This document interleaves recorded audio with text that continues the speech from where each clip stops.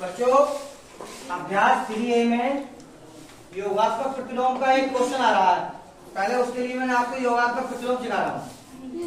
मैंने आपको लिख दिया, समझाता हूँ, ध्यान से सुनेंगे फिर बताएंगे।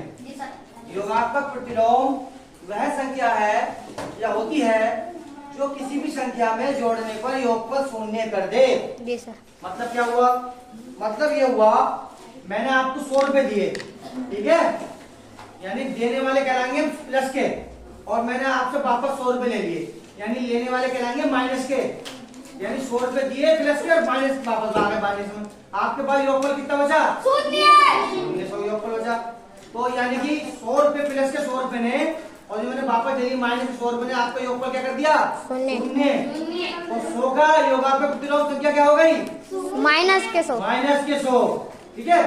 यानी कि इसी प्रकार देखो जीरो का तो जीरो ही होता है योगात्मक प्रतिलोम, क्योंकि जीरो एक ऐसी संख्या है उसमें कुछ भी जोड़ दो तो वही संख्या प्राप्त होती है, कुछ भी घटा दो वही संख्या प्राप्त होती है।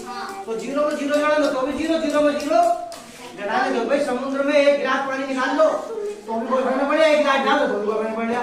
तो जीरो एक समुद्र है, तो समुद्र में क्या करा, जीरो में जीरो घटा दे तो फर्क पड़ गया, और जोड़ दे तो कोई फर्क पड़ गया। तो एक का योगात्मक प्रतिलोम -1, क्योंकि एक प्लस के एक में माइनस का एक जुड़ेगा तो क्या हो जाएगा? जीरो। इसका मतलब इस प्लस के एक ने माइनस का एक को क्या कर दिया? घटा के जीरो कर दिया। और जो हमने बताया परिभाषा कि वह संख्या जो किसी भी संख्या में जोड़ने पर योगफल शून्य कर दे तो वो संख्या योगात्मक प्रतिलोम कहलाती है उस संख्या का। तो यानी एक प्लस, इसी प्रकार -1 का योगात्मक प्रतिलोम क्या हो गया? +1।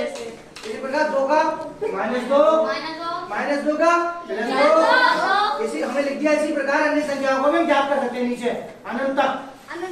हमने एक नोट बना के लिख दिया, किसी भी संख्या का योगात्मक प्रतिलोम उसकी विपरीत चिन्ह वाली संख्या होती है।